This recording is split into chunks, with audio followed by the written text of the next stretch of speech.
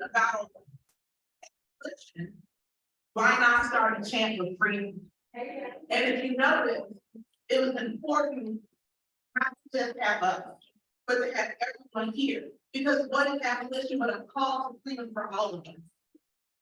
Now, with that started, I want you to tell it's going to be very conservative. So our first tool is to ask two questions. And for that, we both have a phone or a tablet of some sort, please take it out. Oh wait, and before that, I'd like to call on the interpreters, please share more information with us, my apologies.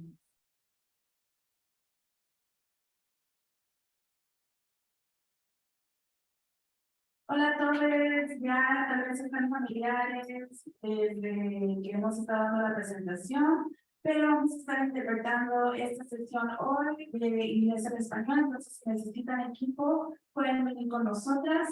So hi everybody, I'm sure by now you all are familiar with our announcement, but we're going to provide simultaneous English to Spanish interpretation in tonight's or to this afternoon session. Thank you so much.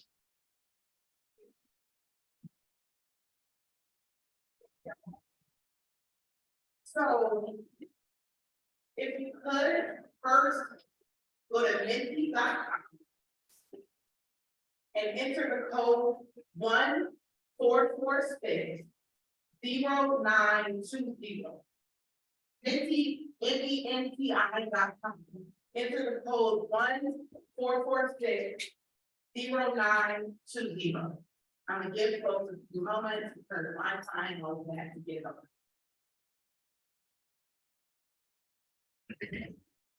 What comes to mind when you hear the word punishment?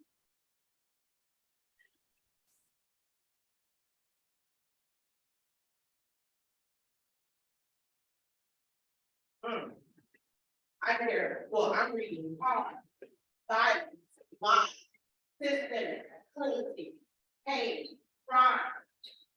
I thought anti-Black, my middle name, left thing, revenge, criminal.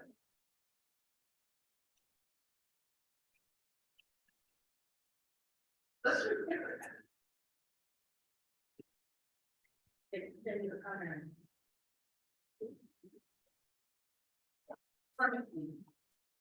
Harassment. And the bigger the word is, I think more people have it. Okay, so violence, harm, crime, slavery, pain, discipline.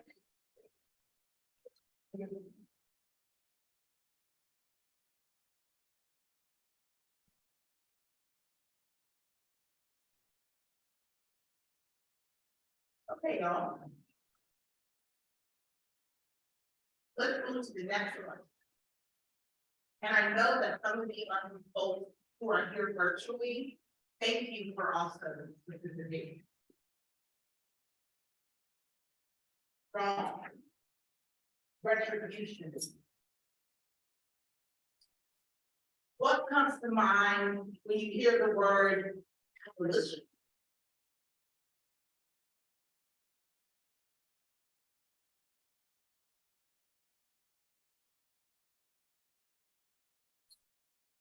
Liberation, freedom, abolitionists, dismantling, human rights, fairness, liberation, freedom are the most popular ones. The joy is up there, fairness, relief, lasting pleasure. Slavery. My friends come home. They look and carry copies and only fairness.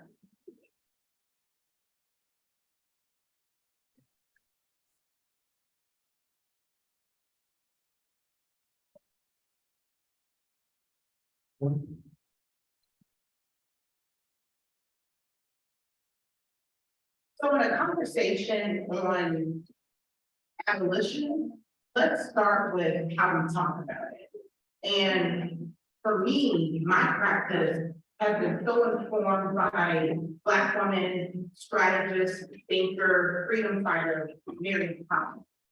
So I'll start with her words from an article that she wrote in 2020 called What Abolitionists Do. Abolition as a political framework and organizing. What is, so to speak, the object of abolition?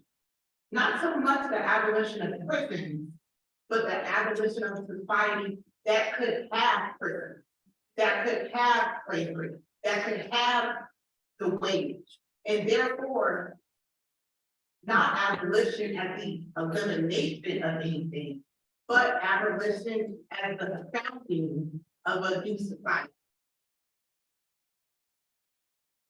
Now with that, I'm gonna introduce myself and introduce all the panelists as well.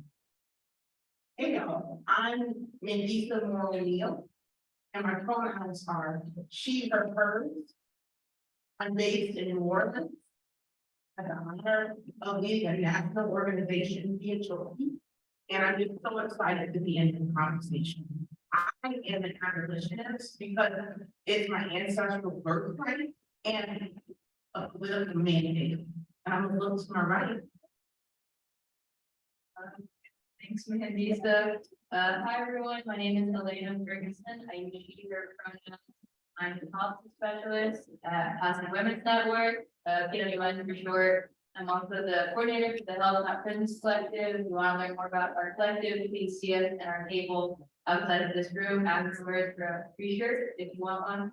And yeah, I'm based in Houston, Texas. Good afternoon. My name is Chauncey. I am the sexual justice coordinator in several projects. I also work as a policy and advocacy manager in Atlanta, Georgia, for the state of Georgia. I am a strategist. I'm a thinker. My background starts in engineering, goes through divinity, theology, music, and law. And as a recent author and publisher, I have found that abolition starts with me and is about me understanding the system thinking that I grew up with and liberating myself from my own viewpoint and framework. And I get so excited when I have the ability to shine light in dark places. And I'm so grateful to be here today with you. If you really are praying for me.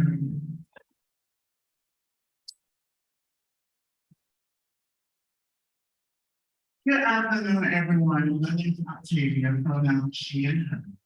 I am a positively treated National Advisory Board member and also a board member of PWP with fame.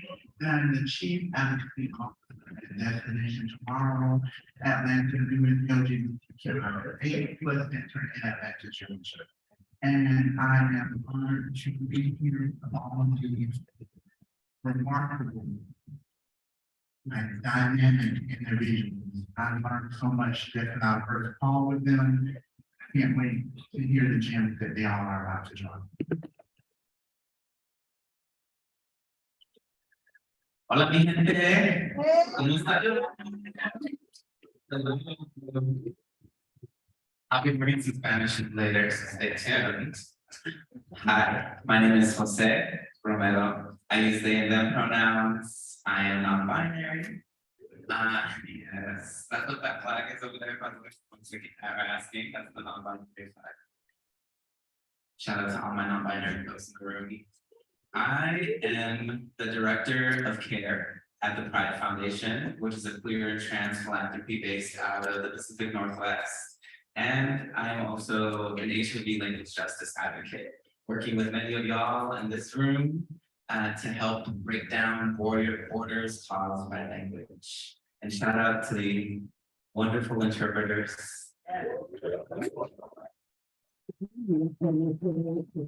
Chauncey, who's on the mic right now, if I can just say, is actually a graduate of an HIV Language Justice Academy that Marco Castro Burgess and I helped start. Thank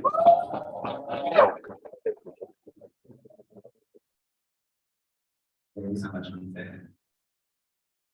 I'm an abolitionist because I was born in a small town on the side of the road, without a hospital. And I've been looking for healing ever since.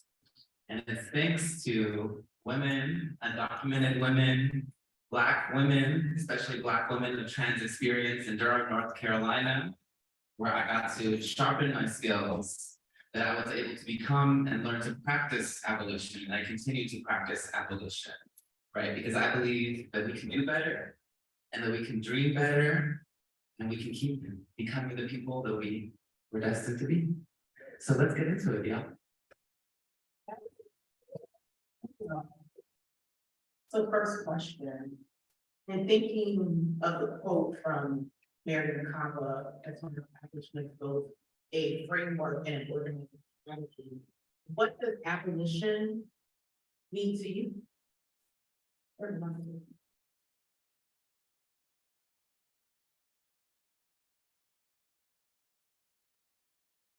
I can go ahead and get us started. I want to give a shout out to North Carolina AIDS Action Network. I don't know. Are my people- I just asked if it was in. North Carolina. Thank you. Yeah. Okay, my guess is North probably the Carolina AIDS USB. Action Network was one of the first spaces that I was able to come and give a presentation around abolition. And there, I did a presentation and we talked about how does abolition and ending the epidemic line up. And so I wanted to just throw a few things out there, right? So these apply to both abolition and ending the HIV epidemic. Abolition and ending the HIV epidemic are lifelong. What they are not is one event. They are not homogeneous, right? Abolition and ending the HIV epidemic require presence. It's not about eliminating anyone or anything, it's about being present, about paying attention to your community. It's also about joy and pleasure. That's why when I see joy right there, I love that. And we're feeling that, right? Because ending the HIV epidemic is not about violence or retribution. We're not trying to punish the people that were involved. However, in our serial conversion, we are trying to be present. We are trying to find joy, and we are trying to build pleasure.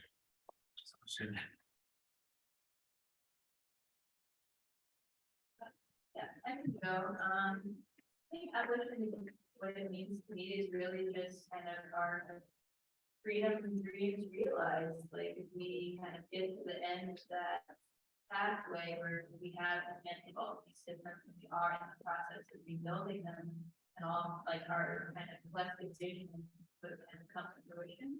So that's kind of what it means to me, and really like to emphasize on that rebuilding aspect. I think a lot of people when they hear the word abolition think it's like this dismantling piece or like the kind of getting us out of the current system across the world we're in right now, without really kind of taking into account like the process of building something new. Very much as much a part of the process as just first. Yeah.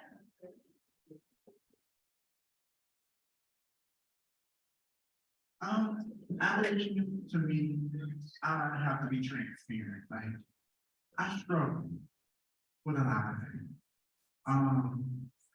I also struggle because I know that this world was not created, designed, or implemented with people like me in mind. And so when I come to systems and we talk about dismantling them, I do get afraid because I've never had something that was of my own. And so I've always had to operate within the gaze or the guidance of that, of what others told me was good for me, or the parameters in which others set for me.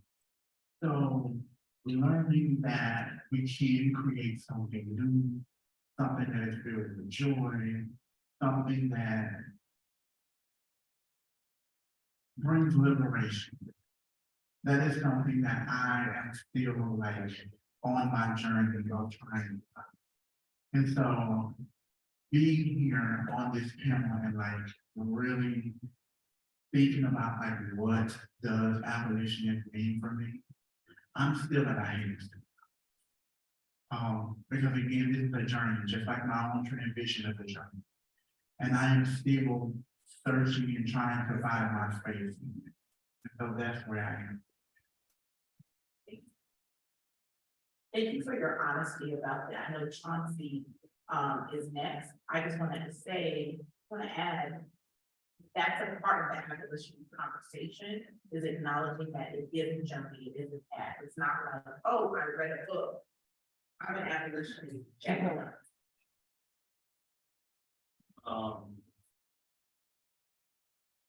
I'm glad I got a chance to speak after you this time.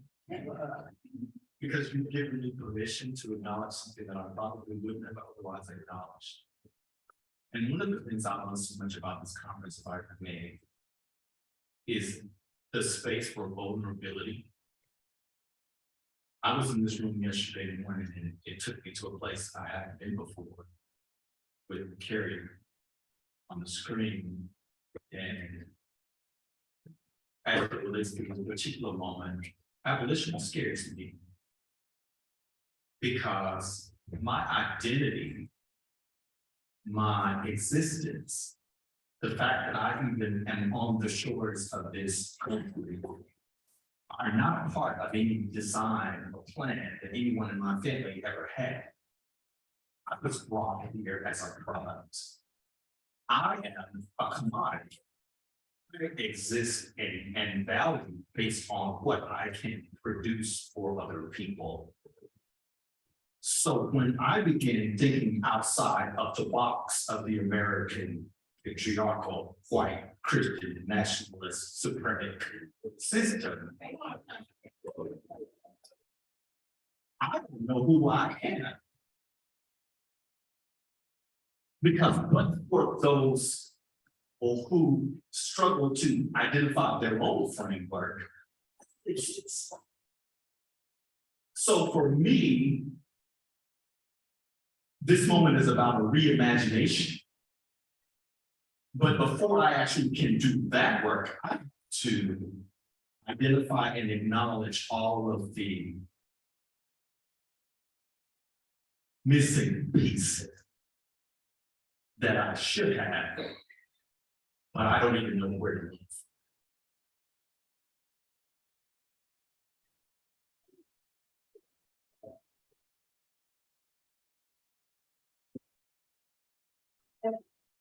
Conversation last week as we were planning, it was important that we speak for ourselves as opposed to often it's the news, which has its own agenda speaking on our behalf. So I love that we all get to witness this conversation.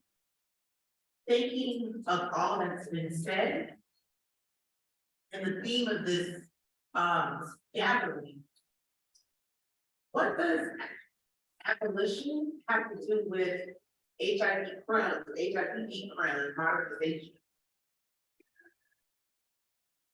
Is it connected? I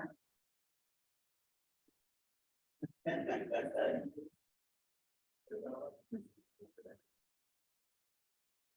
That's a question again. What does abolition have to do with HIV crime? So for me, you know, it's less about the words, right, than what people are doing. And when I was diagnosed in the winter of 2014 to 2015, it was the same month that I also got into grad school. You know, very fortunate. I struggled with that. I got kicked out of college twice. I was on my third strike, so I didn't get out of college. I was like, okay, cancel all of that. And my professor helped me get into grad school. And then the same month I got into grad school, I got diagnosed. And I tried to start that journey. And I talked to my professors and I was like, hey, like I'm going through this thing, like I can't do my classes, like I need some help with figuring out how to navigate all of this. And my professors, they were just like, wasn't that something from like back in the day? Are you sure? Like, aren't you just taking meds? Like, is everything fine? And I was like, that would be cool. So I dropped out of my PhD program and I didn't have a job. And there was a inside-outside alliance that was doing letter writing for folks that were locked up at the jail in Durham. And I went to one of the meetings and they said, you know what, fuck Duke. That's the university, fuck Duke. And come work with us. Come do work with us. And they gave me a job. I literally didn't have nowhere to turn. And it was abolitionists who were there because they were already in community, right? Working to get folks out of the jail. And I just happened to be at the right place at the right time, thanks to the legacy of organizing in the South, that people were already doing that in Durham. And I just started working with them. And I got to work in an organization called Durham Beyond Policing. And it was amazing, right? We started saying we need to defund the police department and invest in social services. There is a lack of, there was in Durham, we started looking at the police budget and they were saying, we're missing like 40 police officers, there's a deficit, we have like $2 million that we're sitting on, we need to hire police officers. And we're like, whoa, we have ideas for what y'all can do with this money. So we went around town and we did a survey.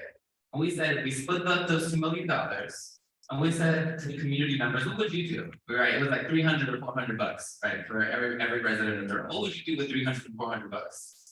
And people were like, I'd start a business. I'd pay for my expungement. Right, I'd get my hair cut, right, which is like really important, like they self-care, right? And so abolitionists were the ones that were just looking for community, right? And that's why I started this journey towards abolition. It was less about the words, it wasn't about the books. I didn't have anywhere to turn, and that was just a political bump that I found, right? And I was lucky for it, so.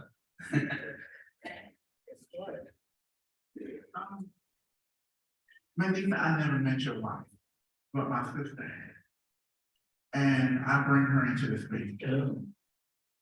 And your wife told my sister, I want you to have one grave. And I am a humble person, but I have not always been a graceful. And I think what it looks like in the HIV movement for me is learning to not always assume that when someone get it wrong, that they came from a place of not loving you or not wanting to get it right. And we often cast each other out in our own spaces. And I think for me, it is about calling people in versus calling out. Because that was one thing that I really had to learn how not to do, being in these spaces, because it's easy to inflict harm on each other and don't even apologize. Because we get so used to being, oh, I'm hurt, so I'll just chop this up and I'll just keep moving. And we gotta stop doing that to each other. It's bad enough that the world already sees us as disposable. It's already bad enough that the world discounts, discard, and discredit our narrative. And then we come in spaces with each other, especially these movements, and we get caught up on our own isms. And even myself, I have some internalized shit that I have to work on. And I've learned that being in these spaces because why? I had brown and Black women that pulled me to the side from a loving place and was like, baby, I understand your hurts. But this isn't the way we treat one another. And I've been in spaces where we've had to have difficult conversations within our movements. And it has brought me to a space where I am truly learning how to experience grace within our community. And I think that is what I hope that all of us can learn moving within these spaces, is that we extend that to each other because we are not disposable. And I know, yes, we get on each other's nerves. Yes, we say things that offend each other. But I'm believing that it comes from a place of love. And I'm believing that again, yes, I know that, and I'm not making it easy for anybody, because I don't like the phrase hurt people hurt people. I believe that again, when we hurt one another, we should be able to say ouch. And tell each other what that was that hurt us in that moment. And we should be able to grow and learn from that. And like, that's what I'm learning. And that is what abolition look like to me. It's learning, like you say, it's not always about tearing down, but it's about building within our faith.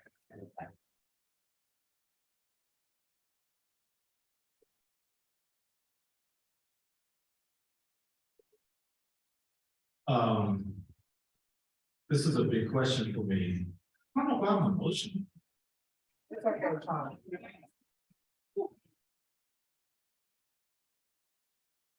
This is a really big question, big issue for me, and I think it's multifaceted in things later. For me, loving and living in the intersections of this movement, I am all of me at all times. I don't know if anybody else can relate. I am Black, I am smart, I'm a scholar and a thug.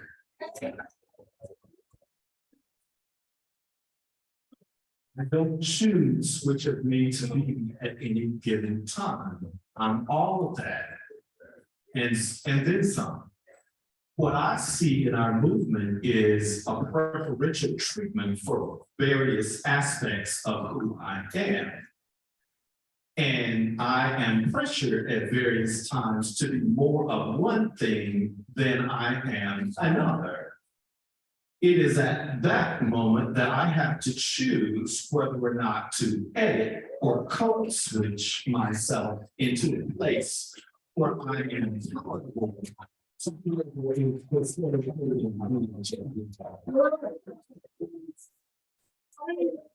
And until I develop economic security and can tell whoever is in control that I actually don't need to be here at all, that's when I became comfortable to acknowledge all of who I am and also why it is that you can't see me, even though I'm right in front of you.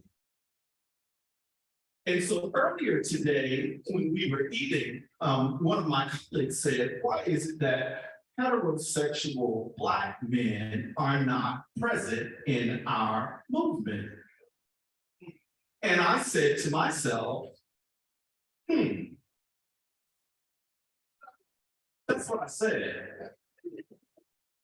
I said, you know, in the Black tradition, I came from the Black church. I don't know if anybody else in here is really into I don't know if that represents anybody. I'm not going to assume that it does, but I'll just speak for myself. What I learned through my tradition is that sometimes when I have feelings that I resonate with and know to be true, but don't have language yet. Thank you for your ministry.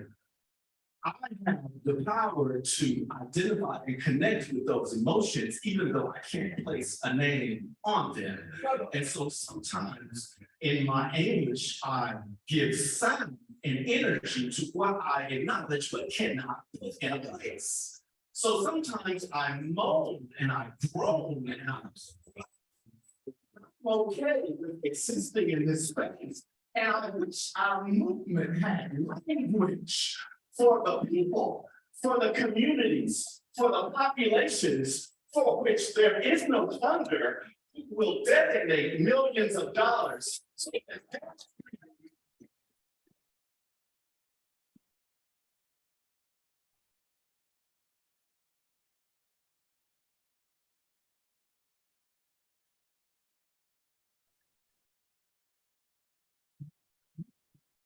I move by the response, but actually, it is encouraging me to call this thing out further. Because if we're gonna really start talking about abolition, we have dollars and cents to it. We want to call out the prison industrial complex because we feel like there's no one in the room being implicated by that indictment. But we do not call out the non-profit industry.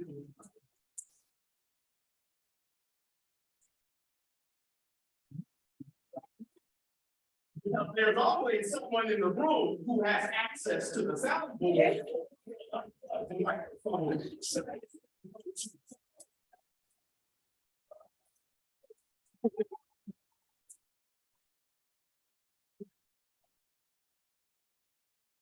Of people who aren't afraid to be assassinated on stages in rooms like this. I'm not afraid. And that's what abolition calls us to. Someone in each of our families who's given their lives for us to even sit under this air conditioning. But because there's so great a distance between where we were and where we are, we don't want to talk about it. We're not talking about economics. We're not talking about the 13th Amendment.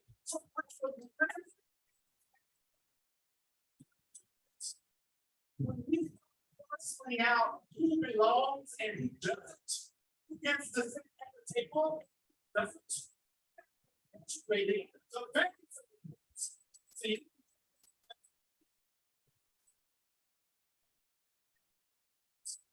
Figure out a white supremacist.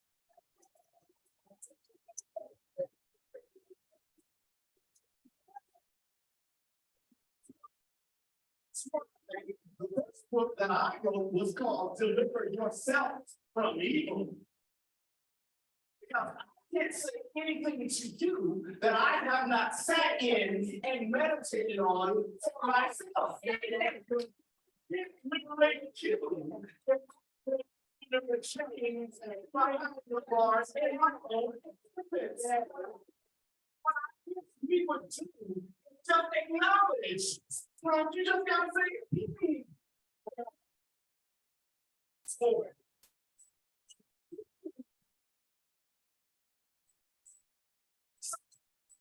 Someone has said that we have to fictionalize the business of this movement.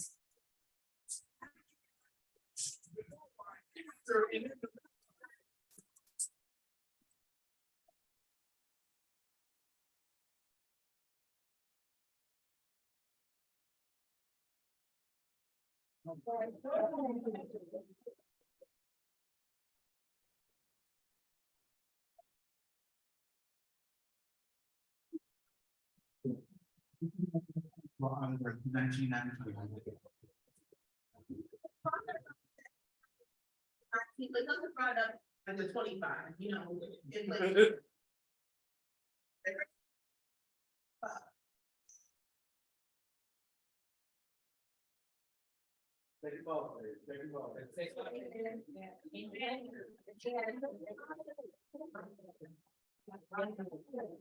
And thinking of the next question or statement that we can engage. How do you sit with something that isn't just said in HIV crime spaces, it's said in so many spaces, like you see it in drug crime spaces. They were undetectable. They don't deserve to be in jail. Or it was 2 blunts. They don't deserve to be in jail. How do we go from a conversation of they, for whatever reason, don't deserve to be in jail? How do we move from there to a conversation of, well, who the fuck does and why? Is that possible? Thinking of all that was just made in terms of how we don't talk about it, how we profit off of this virus. All of us, not all of us, a lot of us in this room eat off of it. We can engage how and why. What you said was factual. Is it possible to engage a conversation of no one should be in jail? What would that look like?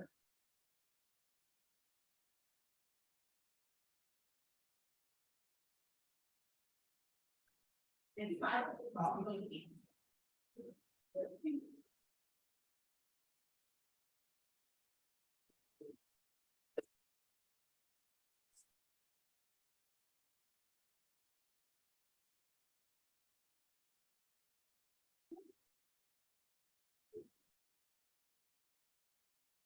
It wasn't inside that we know. There's no thinking I speak for the kids. Oh, I can start us off. Yeah, I think it kind of comes down to like, you know, whether it's one blunt or two blunts, undetectable or detectable, it's who profits from this criminalization? It certainly ain't us. I think moving us towards the direction like, okay, like regardless of the situation, like who is profiting from the system, who is gaining so much from our incarceration and our greater exploitation. I also think it comes down to like kind of starting to address like, okay, why is this system like designed as it is? Like, why is it that we as like a society love punishment so much? I think like, because it feels good, right? When someone does you harm and you see them punished, it feels good at the end of the day, right? I think addressing that reality is like, okay, reason why a lot of us kind of been like, oh, well, that person did this, so therefore that's okay, they locked up in a cage. I think it comes down to like they did something, right? So therefore they deserve that. I think getting us more to a conversation around like, who is like being punished? Like, why are we trying to punish them to solve these problems? Like HIV is a public health issue, and yet we try to solve it and epidemic with further incarceration. Like those are never gonna work. So I think kind of addressing moving away from punishment and really like nailing down like why we like punishment so much, moving towards a space of healing and healing justice and transformative justice to address the harms that come up, as we all have the capacity to be harmed and to harm others.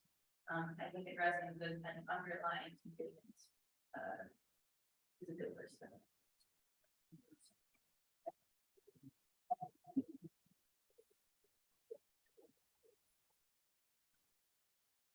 Harmony pimping is real.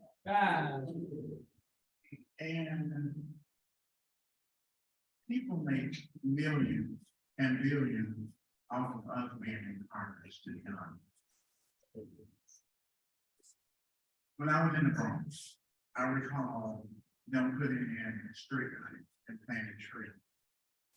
But the whole time I stayed on that block, it was okay for us not to have street lights. It was okay for us not to be given the tree lights. But as soon as it became palatable for others, and it was cheap enough for them to move in, then came the street lights. Then came the tree lights. Then came the repaving of the streets. Then came the closing of the local bodegas to bring in the whole food, to bring in all of these big high-end stores in our neighborhood, where they told us in the beginning that we wasn't deserving of that, because we don't have to take care of it. So we don't deserve fresh food. We deserve, you know, the fruit that they've taken from Manhattan at the time, that had the fruit flies flying around that bring time to sell it to us for a price. And so I think we have to change our mindset, but we also have to be given the tools to do that. And I don't think that we are always given the tools to change our landscape. And I think that is done intentionally. And within this HIV situation, when we see new commercials coming up, it's never people that are big buyers. It's never people that are not people. And we have to know that people secondary languages that are running up to the mountain that are sure that it's somehow in a way for showing that we can have fun and being people that are living in ground. I hope so. That we are not deserving of children, that we are not deserving of the state. And for me, when people say, well, we should be thankful, because that's what that's the attitude they give. We should be thankful. You people that English is not your primary language, you should be grateful that they're not using it. But wait, what are y'all complaining for? You gay. Like, you should be like that, we even let y'all in our church that we don't stand on, it's like, I mean.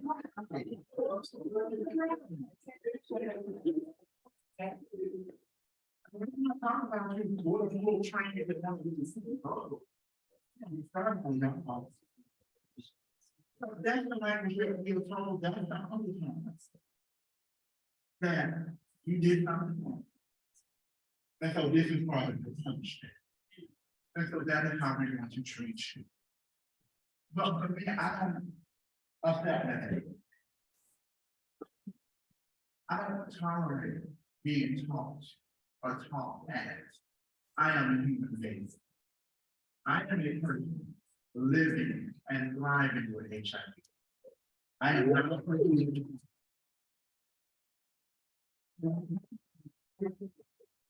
You have an expiration date on about my mama. I don't know, I'm not going to people to treat me as that. And I think it is about each one of us, teaching one of us. When we speak that we know it in life, we should be able to not harm, because if you're doing her like that, then you think it's. And that's not okay. And that's what we have to start doing, and even these spaces. When we see something, as they say in New York, when you see something, say something, that's what we need to start.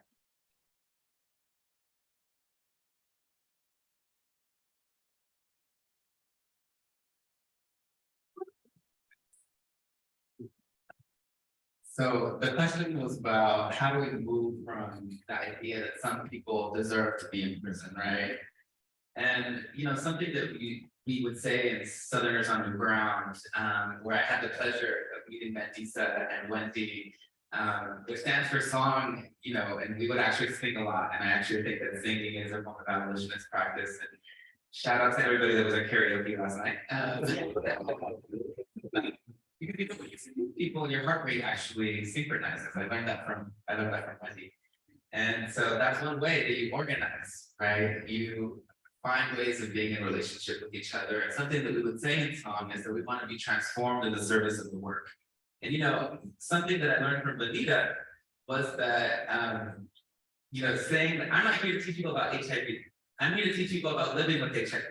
And so I'm not really here to teach people about all the problems with the criminal justice system, because there are so many, right? And if you want to do that, you can Google plenty of them. There's a lot of great documentaries, honor that, do that research. But I want to talk about different actions. And here at HINAC, there's a community safety team. I think I saw Bart somewhere around here. And there are members of the community safety team here too. If you're a member of the community safety team, can you raise your hand?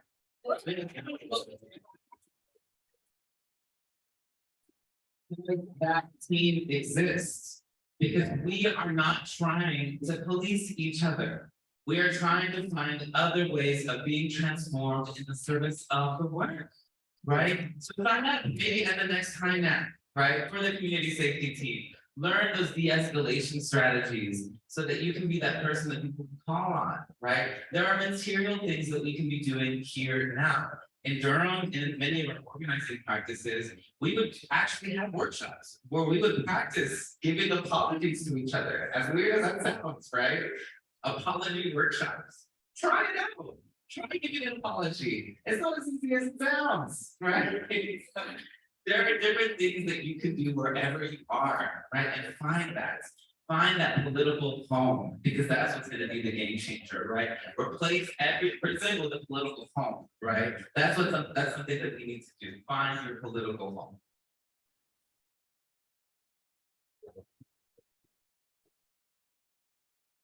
That was such a great segue into the next question, and then I see the audience is percolating and ready to engage further.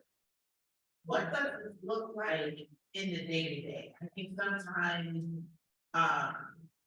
we can get so theoretical, and thank you for acknowledging you didn't come to this via book.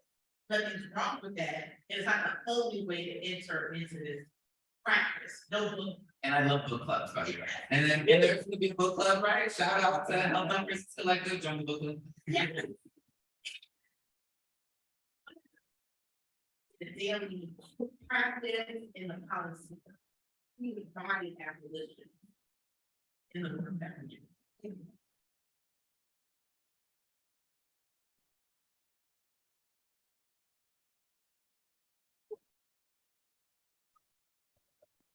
I feel like I said too much already.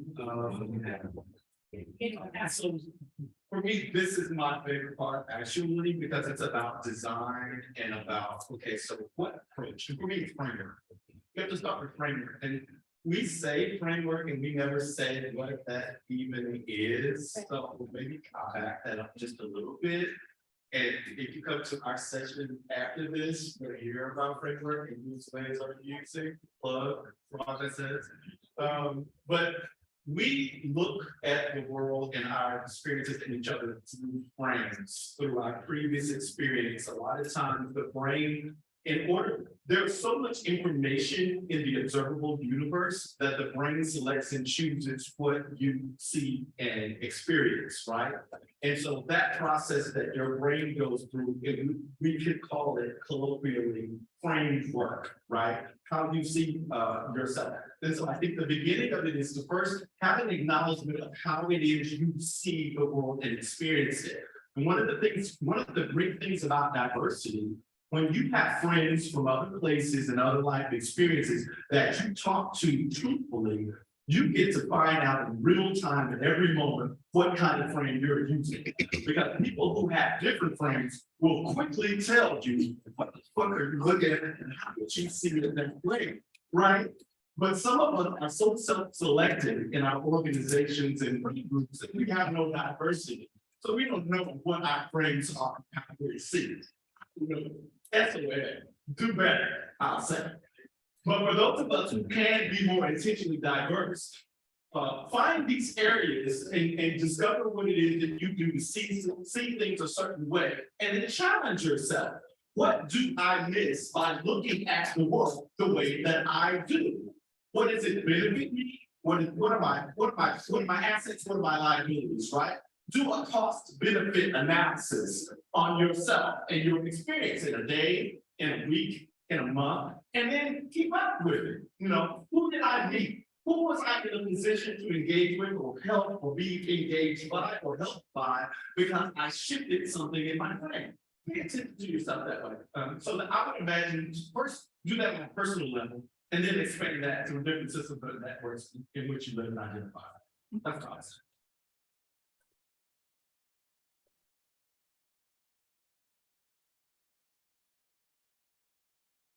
I guess I would say, like, if you don't want to listen to a podcast about abolition or read a book, the shameless plug for the book club you see afterwards.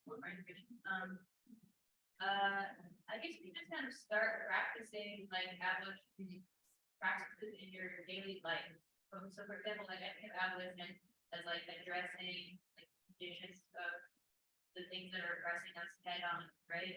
You can start practicing kind of addressing things in your life, things that come up, harms that come to you directly.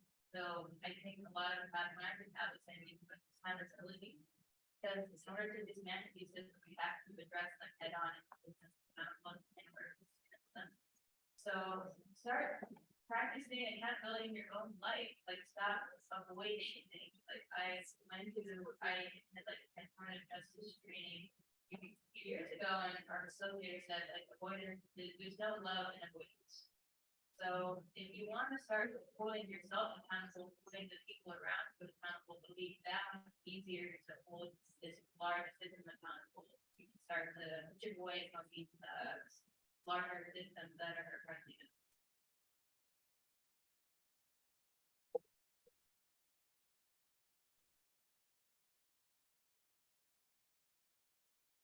and be ready to like spend time on this. It takes time, right? Like having been a part of accountability circles for folks that have committed harm, that's not like something that's gonna happen over a day, a week, a weekend.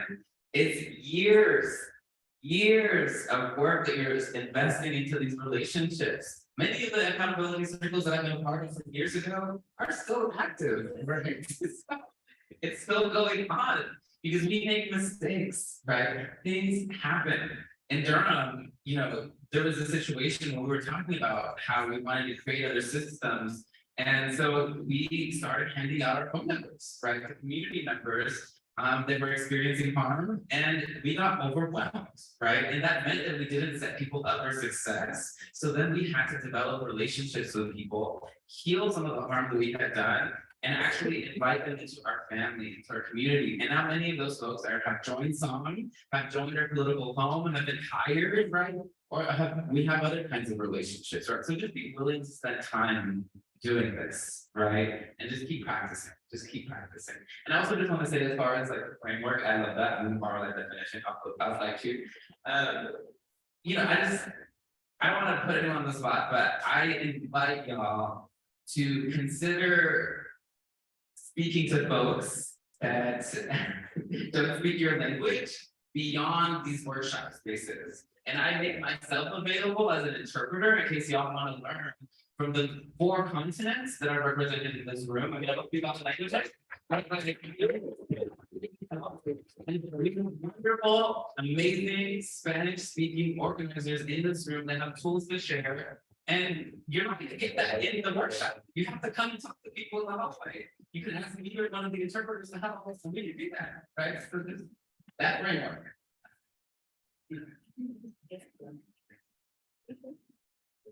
Yes.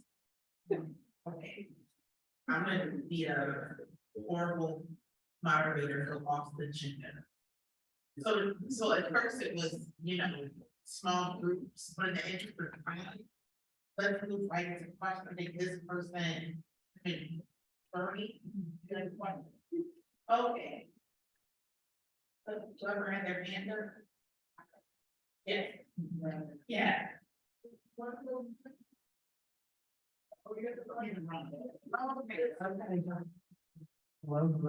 Sex workers are in the house.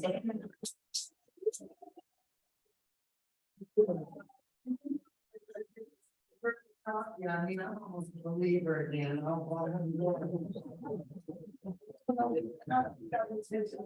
Intentional things. As the director of a national sex worker rights organization, I've seen somebody here full time. And I've learned almost after 20 years and a half. Because I get focused on one thing and I'm ready to roll in the streets and rumble down and I'm gonna get you and all this. And my circle comes in as prayer. Maybe you should look at it this, you know, and when you're thinking so much and focused on one thing, to have somebody come in and intentionally, you know, got your back and say, you know, maybe you should look at it this way. And every time I look at it differently. So you have to be open to that as well. You know, and intentional as a realignments, and in fact about abolition, and I've been in prison and I've had a violent felony case, and I couldn't get a job at the supermarket. And as a realignments came in, sex workers, I've been a home for a long time. Sex workers came in and did a ex-con from Tucson, Arizona, and the sharpest outlaw of that woman who broke the streets of DC. You want to be co-directors of Desperate Alliance? And you said, oh, it'll be fun. Flip that bitch up. Board member, we got it all. We're all a group of color. Trans, we're queer, we're Moors, we're everyone.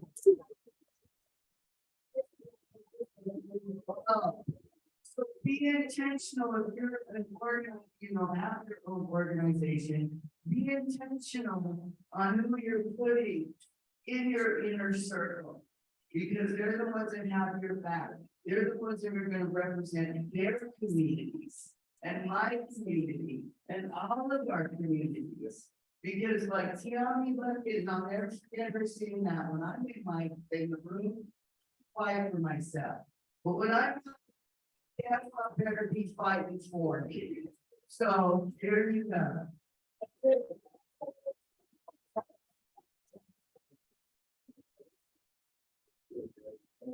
I have some more over here. Okay.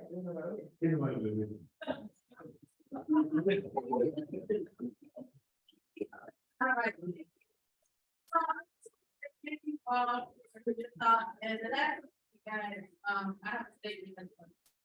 So my statement is, we talk about accountability a lot, some people don't know what that word means.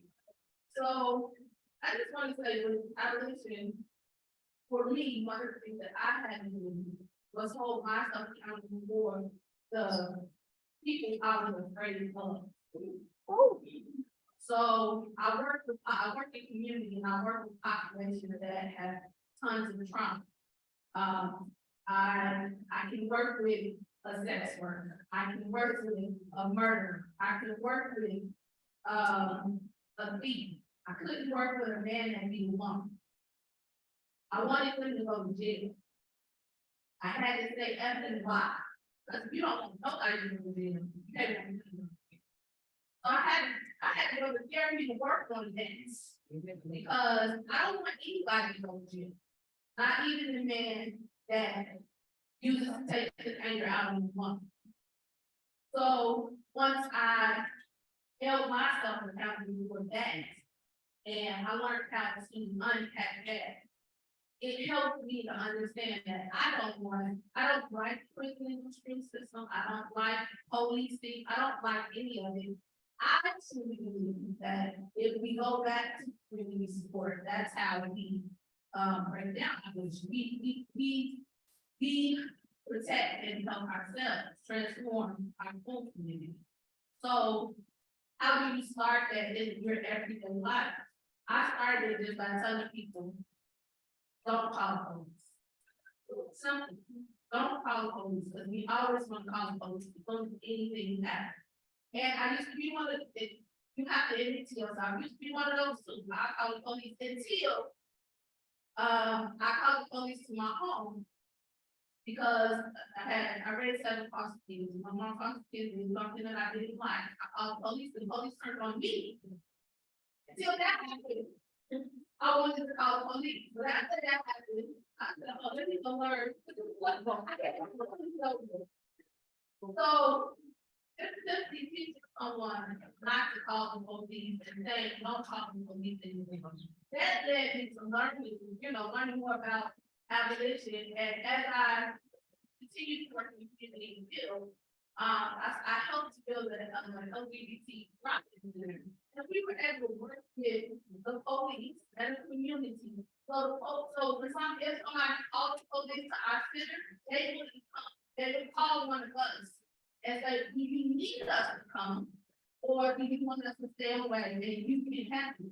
So it's this little thing that you start in your community yourself to start to change the conversation, change the practices in your community. I think that's how we have to start. You have to start with you, and then you start with people in your community and in your home. Because a lot of times we get our kids or our nieces and nephews or all of those. I think we start with us and then we start in our community. My question is. When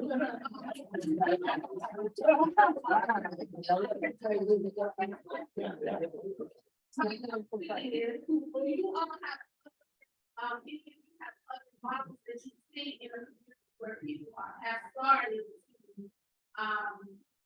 do more community support than average. Like I know in Chicago, we asked them to send close workers and stuff stuff like that. Do you all have any other examples of that in your community? I love that question. Yes, the revolution starts at home, absolutely. Right, because let's be real, there is so much intimate partner violence in the nonprofit world, right? People that work in the nonprofit. Don't get that, let me. Okay. But anyway, don'tfollow.police.com is actually a website, check it out, there's really good resources on there. Also another resource that I'll put out there is A Million Tiny Experiments. And that has examples of different abolitionist experiments from across the country that folks can look at and see. In Durham, one of the things we did was we learned from folks in Oregon who there was a lack of providers. So a nonprofit got an ambulance and they actually started, oh, sorry, I got carried away. Curiosity, I'm an interpreter, I need to practice. Oh, I started myself.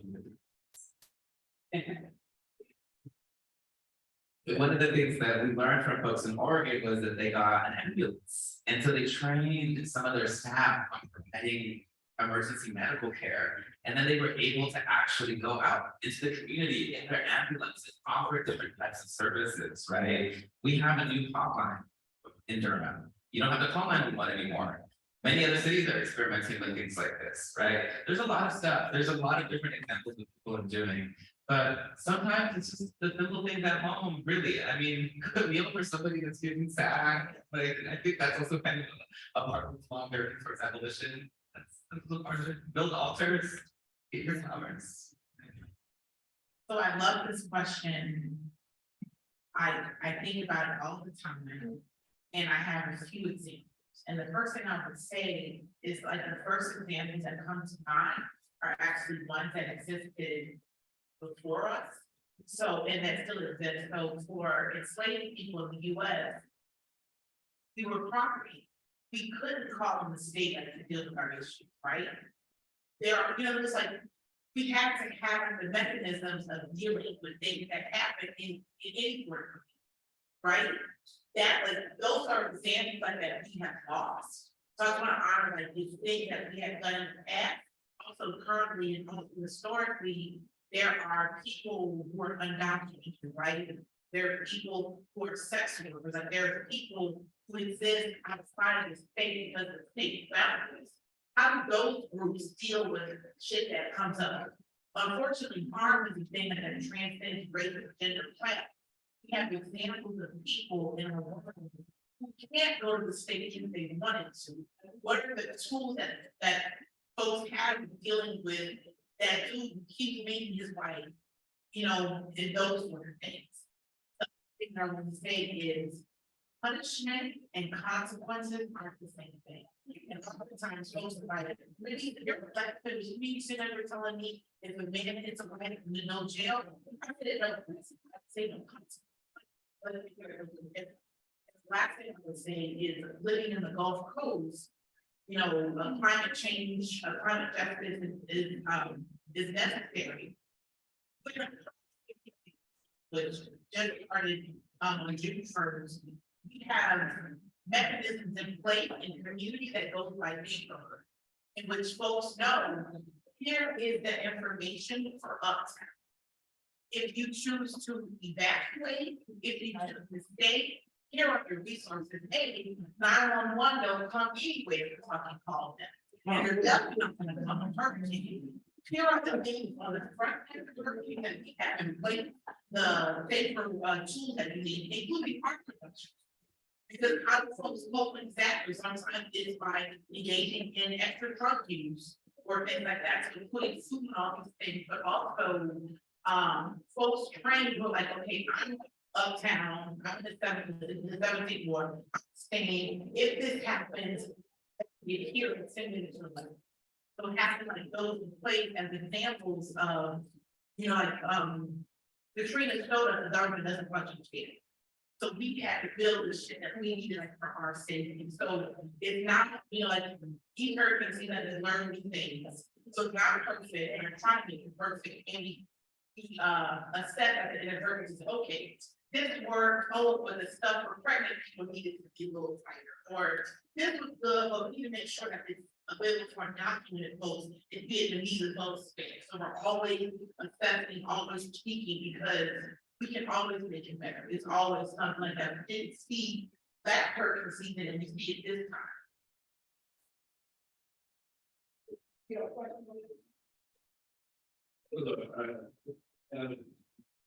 The something that Elena was saying around like punishment feels good to people that I feel like that really resonated with me just based on this experience of being in this narrow election cycle in Philadelphia where there was a real clear sense that people needed safety as like this higher and on our side it was like, well, we can't be certain about that, but we know that this is what safety is, right? While the other side like promise like we're gonna have 300 more police officers and we're gonna promise safety to you.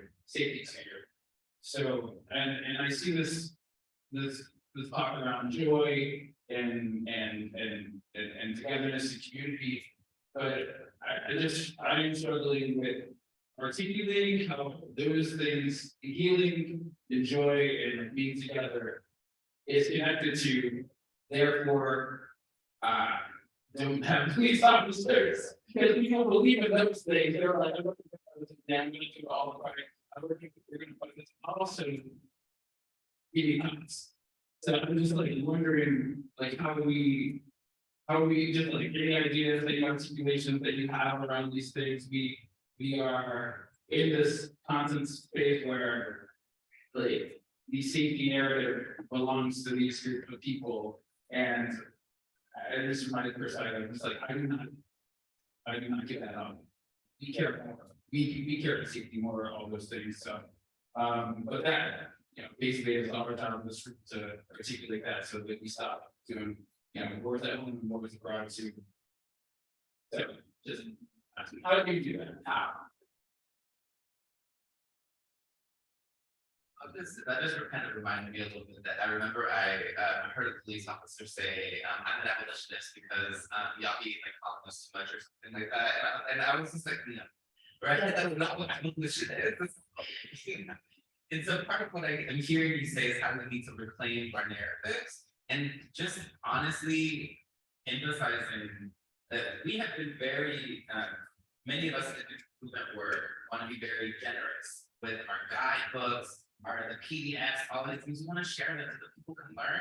But law enforcement people, they're reading this as well, right? They're also learning from us and trying to steal our tactics, right? The right wing is doing that, right? Right now with all of the anti-trans legislation, right? They're literally copying organizing tactics that we have made available and using letter writing campaigns, politics, and they didn't invent that, right? That came from us, right? And so we have to just stick to our truth, right? And so just reclaiming the narrative is what comes up for me, right? It's running a battle for the imagination.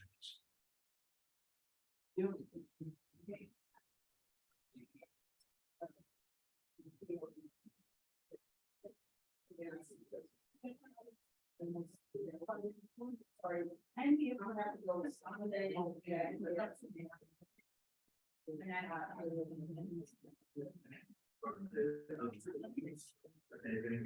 So I mentioned that you about abolition career, this is our career. And I know that Mandisa, I'm sorry, Mandisa, I'm sorry. I do know what that's Mandisa. How you started the conversation, how well, the word punishment was mentioned, discipline was mentioned, of course. And again, we were able to talk about how we need to treat each other better. In the end, I heard José mention how it starts at home. And then it triggers something pretty much our head as at home. Does how we discipline our children, does that relate to it? Because we are, of course, we being raised, of course, we had experience with the Black community on how, of course, one of the 90s, religious, single parent home, of course, they had to do what they do for this boys and all this stuff, whatnot. You have to be kind of a little tougher because it was physical. And so, does that relate on how we discipline our children today? Still being physical with them, on how does that, work and for those tools now. Pretty much. When I grew up, children were to be seen and not to be heard. But I don't do that with my. When they are upset in the moment, I get in the moment. I don't pressure them to get there, they'll have a conversation with me. I don't do that to them, because they have to. I have learned a lot of things that I saw, because I did begin to mirror that, like, it would be, like, I'm moving out of control, that I was distracted, but I thought it was a good man. And it started to hurt me truly more than I could serve. And so I had to change my perspective on, like Mandisa said, consequences and punishment are not the same thing. And I had to learn that, yes, if their behavior is not becoming in that moment, there will be a consequence. Doesn't mean that I'm going to punish you, but there are consequences for your action. And so, again, I treat my children like human beings and not like property, because they don't belong to me.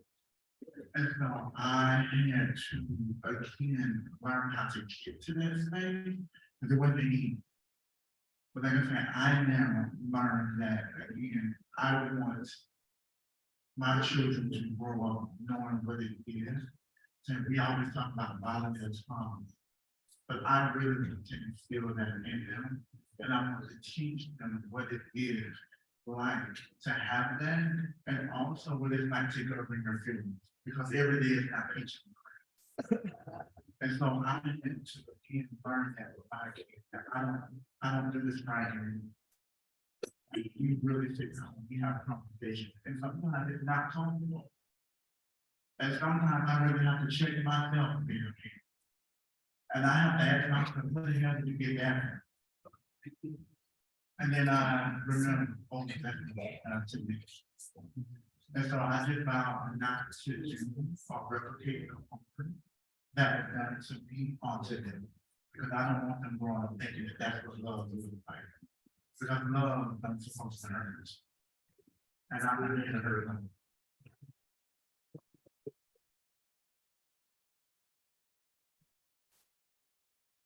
I'll be clear, what I'm struggling with now is like, thinking about abolition and, the understanding that we live in different realities from white race. And so we are talking about abolition from our imagination. And when they see us, they don't see what we see. They don't operate from the same place of love. I think about a G.K. Owens who was just shot in Florida, killed, a mother of four, wrapped their arm. They are shooting us through the door. So how do we create abolition? And I think when we talk about abolition, we talk about us creating it for us. I'm struggling with how this can also extend beyond, and how other people who are white folks, how are they also learning about abolition and seeing our humanity? Because we talk about it, I don't think that they even see our humanity in order for us to reach abolition, freedom. And that feels scary to me. That was huge what you just said. Thank you so much for that, in a lot of ways. So a little bit of context. My father was the first Black student of the University of Alabama in Huntsville. And so I come from this integrations tradition, and part of the reason I feel so comfortable in a civil rights space is because he kind of blazed this trail at a time when Black men wasn't doing that. The day before he integrated the university, Medgar Evers was shot in his front yard in Jackson, Mississippi, right? So for me, I go back into my mind, just as Mandisa said a moment ago, there was a time in the past where we did not rely on white people to do anything for us. And we didn't go without any great thing in that reality. But sometimes you don't realize a thing is better until you have another thing to compare it to. So I'm gonna go Marcus Garvey on you and say, we might need to reconsider this whole integration experiment and go back to building institutions and building our own law enforcement teams and building our own school systems and building our own financial agencies and banking institutions. So we don't have to ask anybody outside of our community for a thing. Then we don't have to worry about them coming into our spaces and not seeing us and valuing us. Right now, what we have sometimes is people who are in positions to create those institutions being supported by institutions that don't have our best interests at heart. And we don't know who they are because they don't wear their tags. We assume because they're at the table with us that they think and see what we see. And a lot of times I think we have a better vetting process that went beneath the skin. We would be able to identify some of these competing agendas and say, actually, we may be able to do better ourselves. Nothing for us without us, right? An actual, a new version of a Denver principle that comes from our perspective. That's where I'm going. Yeah, first you can say and two more people over here. Okay, so we go like over on it because we started later. And I want to back up. Back up. So it's really perfect. Okay, do you have one here and it's the rest here and now? Okay, one. What I'm about to say, probably was not, I didn't write into.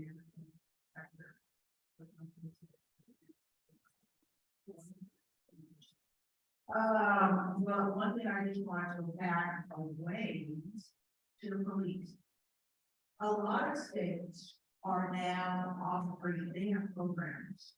I actually allocate our two groups, mental health and HIV. I really feel like they need to come together because there's probably no one who's ever been diagnosed with HIV. It's not that when it comes to issue. So there is a need to be doing, and I've been advocating for that for a long time. They're part of what they want, state IT officers, I'm in this part of Virginia. CIT officers are trained, they're called crisis intervention trained police officers. I was up in Shenandoah County, which is northern Alabama, Virginia, and I have to call the police one time. And I specifically asked for them to send me, or ask them to send me a CIT officer. Now, I don't work with them. Because I'm part of the National Alliance of Mental Illness. Because I don't trust the training of the CIT officers all to their own selves. And as a Black woman who has been criminalized for being HIV positive with a mental issue, I go to educate them. I share my experience so that they are aware of that and they know. I call a police officer hopefully in the area of the I know that has some. We'll get back to the rest here and then the free call. Thank you very much for your presentation. We began from Africa, so you want to listen carefully to understand what I'm saying. When I came here, I must admit, I can say, people complaining, we have seen everything. Until I stayed here for 9 years, and I know the difference now. And so, it is a question, and I thought, action. What can we do to be part of to say our struggles that are happening elsewhere. Thank you so much. For example, the other week, I think it's last week, the president of Uganda, they passed a law to jail for life anyone who claims to be from the LGBTQ community. Oh, wow. And so we know the challenges that this community is. Just try a step your leg in Nigeria and say that for the LGBTQ community, and that will be the last breath you breathe. And these are realities that people are facing. But when they run away, for example, people say value their freedom and they come here, we don't want to stigmatize or categorize those communities as foreigners. They are running away from different struggles, the same one that we are trying to talk about here. Now, my question to you all, how do we connect to the global conversation and make the abolition movement to be a global one? Because it can. We can do that and bring in other people who are fighting other struggles. Oh, I love that. Let me read this last part from our Zoom. Thinking about the deserving and undeserving of punishment. I think the narrative of you people do fits into abolitionist thinking. Can we frame the discussion in a way that doesn't punish people that don't or can't reach an undetectable goal? Where we be.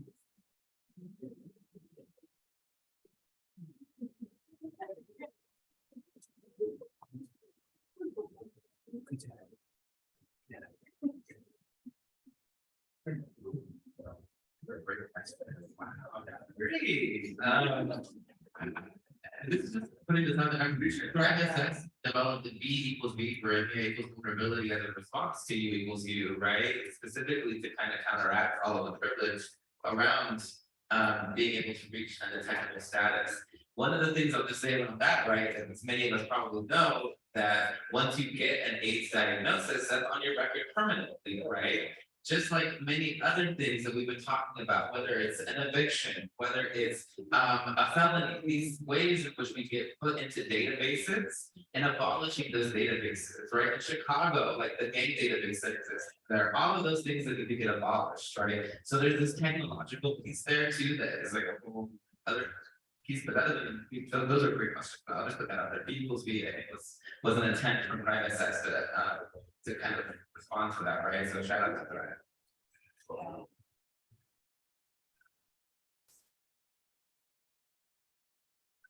Yeah, just like on you, because you questions, thank you everyone for all your thoughtful questions. Yeah, I think especially we're talking about HIV decriminalization and like how it connects to abolition. Especially like when we're kind of designing the language for our like modernization or repeal attempts within the various state legislatures. I think it's like very important that we keep in mind, like when we're creating that language, to not kind of create like an undetectable versus detectable kind of divide in that language. So I think a common compromise when you're talking on injured would be that okay, like sure, we'll modernize this law, but only those who are undetectable won't be criminalized. I think that's a pretty common compromise that is proposed in those kind of discussions. But I think kind of examining like what are the conditions, what are the social conditions that make it so that folks are not undetectable. I think examining that further and realizing that we're not trying to leave some folks behind in order to progress others when we're in this work and working towards decriminalization. I think it's good. My name is Devin Mercy. I just wanted to quickly read something from the UT Plus website. One of the values of the UT Plus is to enrich the lives of people living with HIV. So enrich, not exclude. We want UT to be ever included. But in the United States, only 57% of the estimated 1 million people with HIV were virally suppressed undetectable in 2019. this is not okay. We can't fully celebrate new until all people within HIV have equitable access to the care, treatment, and services that make it possible. So the Youth Looking Plus website might be doing some.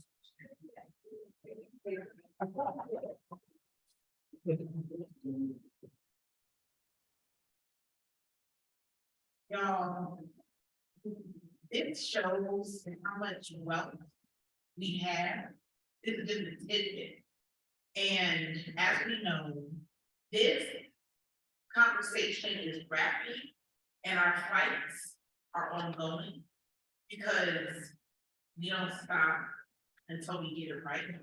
So my hope is that any lingering thoughts, any concerns, we engage ourselves and we also engage the folks on this panel list. So the last thing is for each person to just share 3 lingering thoughts as far as all the things that we talked about. I'll just leave everyone, I'll leave everyone with the word from my mentor. People do not care how much you know until they know how much you care.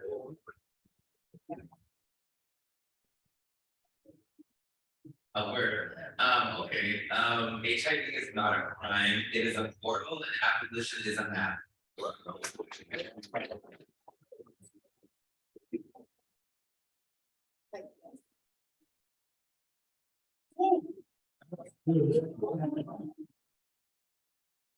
I don't really have a statement. I've said too much already. What only thing I will say is I wish we had had time, and I had some things to talk about, is to consider molecular HIV surveillance in the context of this question.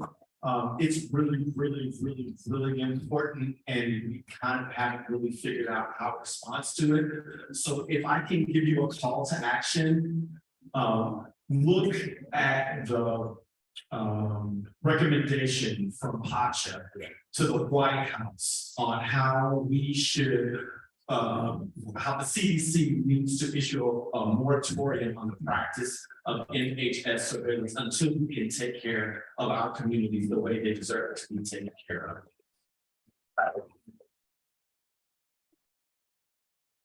Yeah, just want to thank my fellow panelists and Mandisa for inviting us and getting us from A to B today.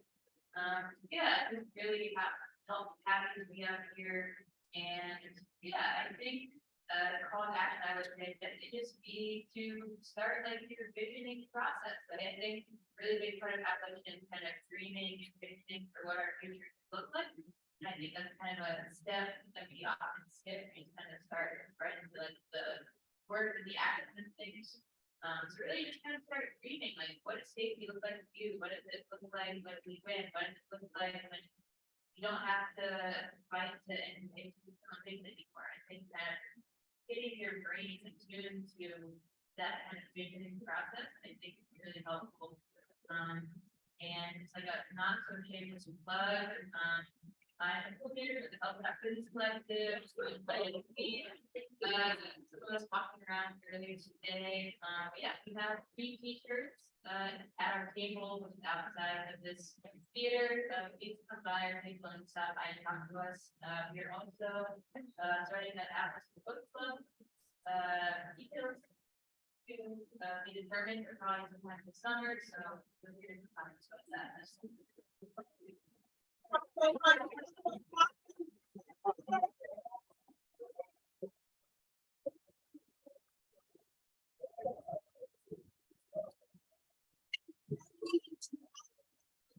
Yeah, and I think there's more announcements. Okay, sorry. Please watch and read messages on Google. We will be sharing information on what we need you to do with your linens. So you need to watch the announcement and help us out tomorrow, respectfully, HINAC5.